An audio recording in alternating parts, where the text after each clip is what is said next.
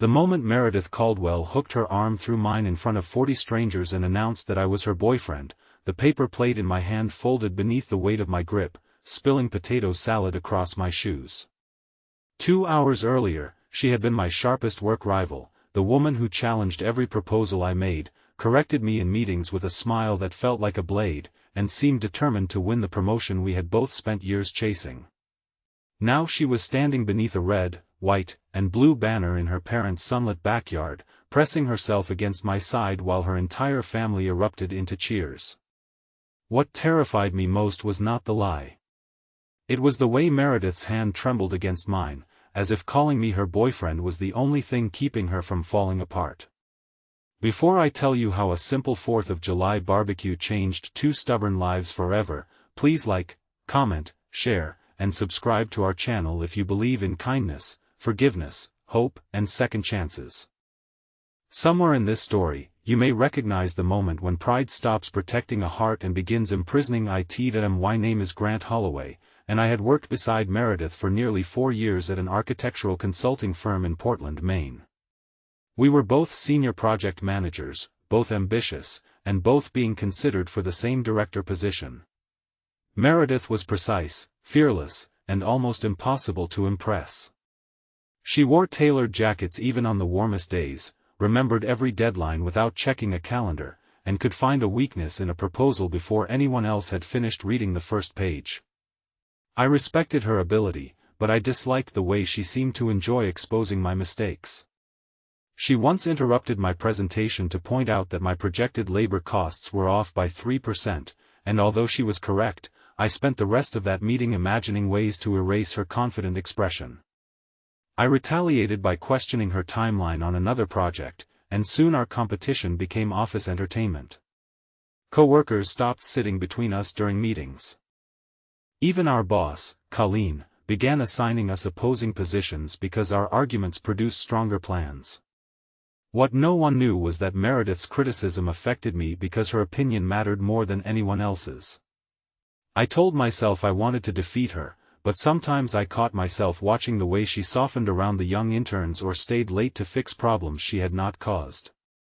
Those moments unsettled me, so I buried them beneath sarcasm. The morning before the holiday weekend, Meredith appeared beside my desk wearing a pale blue summer dress instead of her usual armor of dark business clothes. Sunlight poured through the office windows, catching in her auburn hair, and for several seconds I forgot we were supposed to dislike each other. She placed a folded address card on my keyboard and told me I was coming to her family's 4th of July barbecue. I laughed because I assumed it was a joke. Meredith did not laugh. She explained that her parents lived 40 minutes away, the gathering began at noon, and I should wear something casual. When I asked why she would invite the man she had spent years trying to humiliate, she looked past me toward the windows and said she needed a favor. I reminded her that favors usually required basic friendliness. Her jaw tightened, but beneath her irritation I saw exhaustion. She admitted that she had told her family she was dating someone from work, and after months of avoiding questions, she had finally shown them a photograph from our company picnic. I happened to be standing beside her in the picture. Her mother assumed I was the boyfriend. Meredith failed to correct her, and the lie grew until her parents insisted she bring me to the barbecue. I should have refused. Instead, I asked what I would receive in return. She promised to support my proposal in Monday's review meeting. That agreement should have made the situation simple. It did not. During the drive, Meredith gave me a list of facts her family supposedly knew about us. We had been dating for 6 months. We became close while working on the Harborview project. I liked hiking, black coffee, and old houses. The last 3 facts were actually true, which irritated me because it meant she had been paying attention. She warned me that her mother, Elaine, asked personal questions, her father, Russell, distrusted polished men, and her younger sister, Tessa, could detect dishonesty instantly. I told Meredith that introducing her office rival as a serious boyfriend was an unnecessarily dangerous strategy. She stared through the windshield and said danger was easier to manage than disappointment. That answer silenced me. As we passed sunlit fields and homes decorated with flags, I noticed her twisting a silver ring around her finger. It was not a romantic ring, just a narrow band worn smooth with age. When I asked about it, she said it belonged to her grandmother and changed the subject. By the time we reached the Caldwell home, the bright July sky seemed almost cruelly cheerful compared with the tension inside the car. Meredith turned off the engine but made no move to get out.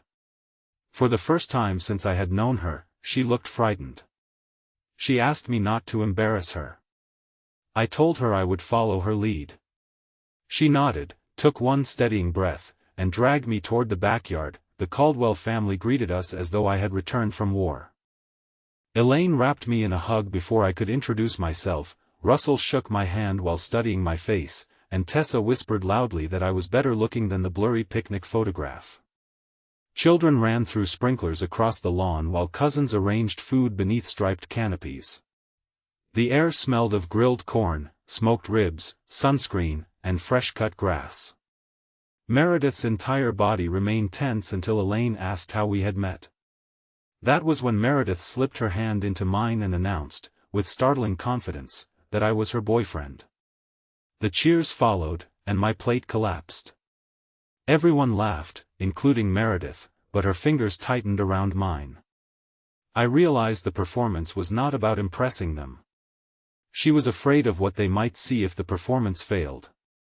I began answering questions, first cautiously and then with surprising ease. I described the Harborview project, exaggerated a few harmless details, and praised Meredith's ability to rescue impossible deadlines. Her father watched her face while I spoke. Meredith tried to maintain her professional expression, but color rose in her cheeks. When Elaine asked what I admired most about her daughter, I intended to offer a safe answer about intelligence. Instead, I said Meredith never abandoned people when things became difficult. The backyard grew briefly quiet. Meredith looked at me as if I had discovered something she had hidden even from herself. As the afternoon continued, I saw a version of Meredith that never appeared at work. She knelt in the grass to help her 6-year-old nephew repair a broken toy airplane. She carried lemonade to an elderly aunt before serving herself. She laughed when Russell burned the first batch of hamburgers and kissed his cheek while he complained about the grill. Around her family, her sharpness did not disappear, but it became protective instead of competitive. I also noticed that everyone treated her happiness like a fragile household object. Elaine repeatedly asked whether she was eating enough. Russell watched whenever Meredith and I moved apart. Tessa pulled me aside near the garden and thanked me for making her sister smile again. The word again stayed with me. When I asked what had happened, Tessa's expression changed. She said Meredith had once been engaged to a man named Pierce Dalton, but 3 weeks before the wedding he disappeared from her life after emptying a shared savings account. Meredith had hidden the humiliation from most people, returned to work immediately, and transformed herself into someone who never needed anyone. Her family had watched her become harder every year. Tessa believed the imaginary boyfriend gave them hope that Meredith had finally trusted someone. I felt anger toward a man I had never met, followed by shame as I remembered every time I had mocked Meredith for treating collaboration like weakness. Soon afterward, the lie began to crack. Elaine brought out a framed photograph of Meredith as a teenager standing beside her grandmother, both wearing flower-covered aprons. Meredith's face lost its color. Elaine explained that the silver ring Meredith wore had belonged to her grandmother, who had raised her during several difficult years when Russell's business failed and the family nearly lost their home. The grandmother had taught Meredith that love was not measured by promises but by who remained when life became embarrassing. Elaine then placed a small velvet box in Meredith's hand. Inside was another ring, one the grandmother had intended for Meredith's wedding day. Elaine said she had waited years to give it to her, but now that Meredith had found someone dependable, the time felt right. Meredith stared at the ring while the celebration continued around us, and I watched guilt spread across her face. She handed the box back too quickly and claimed she wanted to save it for another day. Elaine's joy faded, though she tried to hide it. Russell looked from his daughter to me, suspicion deepening. Meredith excused herself and walked toward the side porch, where sunlight filtered through climbing roses. I followed because the arrangement no longer felt funny, harmless, or transactional. On the porch, Meredith finally admitted the truth behind the truth. She had not invented a boyfriend merely to avoid questions. Several months earlier, Elaine had undergone heart surgery. During her recovery, she confessed that her greatest fear was leaving Meredith alone and emotionally closed off. Meredith, desperate to comfort her, said she had met someone wonderful. Each week Elaine asked for updates, and Meredith created a relationship from fragments of a life she secretly wanted. When Elaine saw our company photograph, Meredith chose me because, despite our rivalry, I was the only man at work she trusted not to exploit her vulnerability. I asked why she trusted me when she treated me like an enemy. She lowered her eyes and said that challenging me felt safer than liking me. She confessed that she had admired me from our first project together, but after Pierce's betrayal, admiration felt dangerous. Whenever I made her laugh, she found a reason to criticize me. Whenever I defended her in a meeting, she responded by attacking my next idea. Competition gave her permission to remain close without admitting she cared. Her confession should have satisfied some arrogant part of me. Instead, it hurt. I told her that every harsh word had convinced me she saw me as incompetent, and because her respect mattered, I became crueler in return. We had spent years injuring each other simply because neither of us knew how to stand unprotected. Before we could decide what to do, Russell stepped onto the porch. He had heard enough to understand that the relationship was false. His disappointment was quiet, which made it more painful. He asked Meredith whether she believed her family loved an imaginary version of her more than the real one. She tried to explain, but shame tightened her voice. Russell said Elaine's health did not excuse deception and that Pierce had taken money, but Meredith had allowed him to take something more valuable, her belief that honesty could survive pain. Meredith's eyes filled, though she refused to let the tears fall. Then Russell turned to me and asked whether I had agreed because I wanted something from her. I could have protected myself by mentioning the work proposal. Instead, I admitted everything. Russell's face hardened. Meredith stepped between us and said the bargain had been her idea, but I knew the ugliest truth was that I had accepted because defeating her had become more important than understanding her. I told Russell I was sorry, then told Meredith I would withdraw my proposal from Monday's review if she believed that was fair. She stared at me and said punishment would not make either of us honest. For once, she did not speak like my rival. She spoke like someone exhausted by war. Meredith gathered her family beneath the canopy while the afternoon sun remained high over the yard. She told them the entire story, from Elaine's recovery to the fabricated dates and the bargain that brought me there. No one interrupted. Children continued playing near the sprinkler, unaware that the adults had entered a different kind of storm. Elaine cried, not because Meredith was single, but because her daughter had believed she needed to manufacture happiness to be loved. Tessa folded her arms and looked furious, though her anger softened when Meredith admitted that she had been ashamed of still feeling broken years after Pierce left. Russell remained silent until Meredith removed her grandmother's ring and tried to return it. He closed her fingers around it and said the ring did not belong to a perfect woman. It belonged to a woman who was still learning to stay when life became embarrassing. Elaine embraced her daughter, and the rest of the family slowly joined them. I stood apart, feeling like an intruder, until Elaine reached for my hand and pulled me into the circle. She said I had participated in the lie, but I had also stayed for the truth.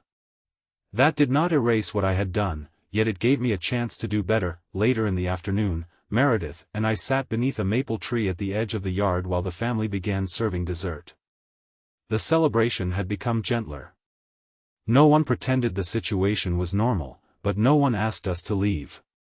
Meredith apologized for every meeting in which she had embarrassed me to protect herself from being seen.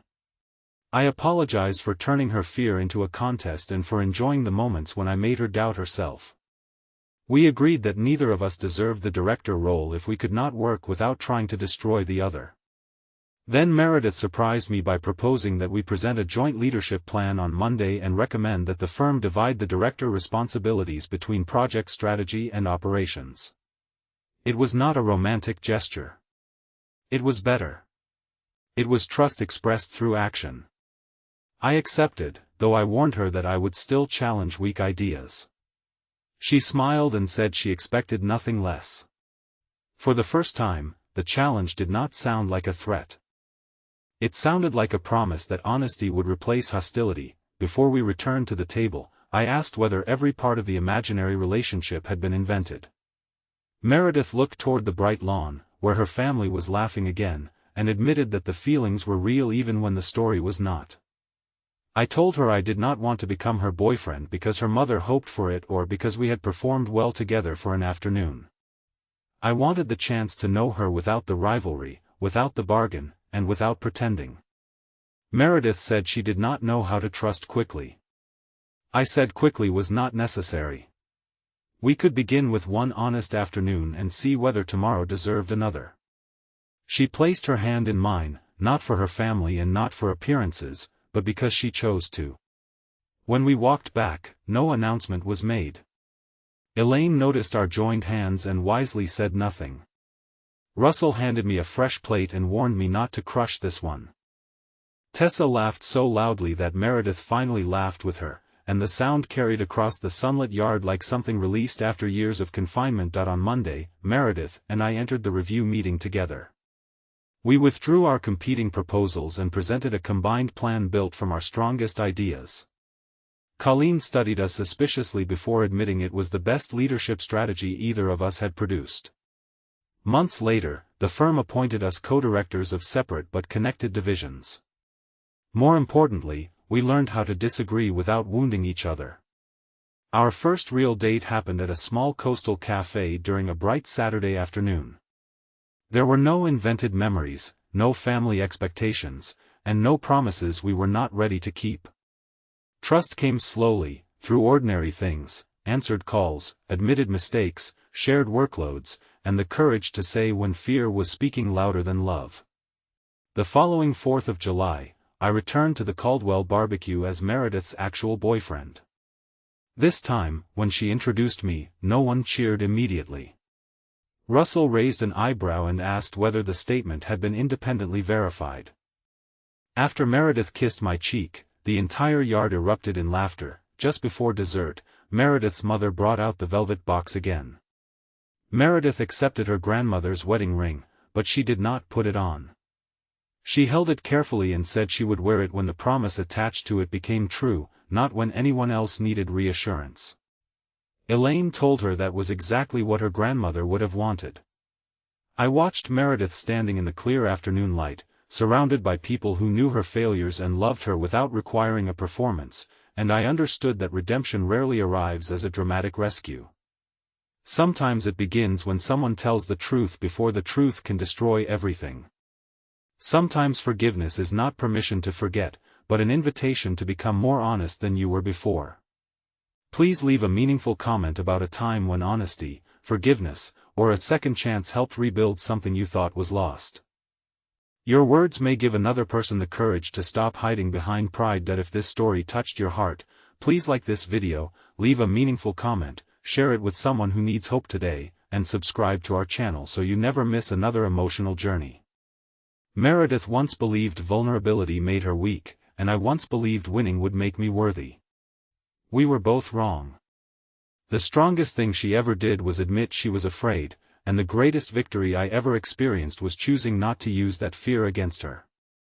Years later, when I finally placed her grandmother's ring on her finger during a quiet daytime ceremony in that same backyard, Russell stood beneath the maple tree wiping his eyes, Elaine held Tessa's hand, and Meredith looked at me with no disguise left between us. The lie that brought me to her family's barbecue did not become the foundation of our love. The truth that followed it did. And beneath a bright summer sky, surrounded by forgiveness, we began the rest of our lives not as rivals, not as actors, but as two imperfect people who had finally learned that love is not proven by never failing. It is proven by having the courage to stay, confess, forgive, and begin again.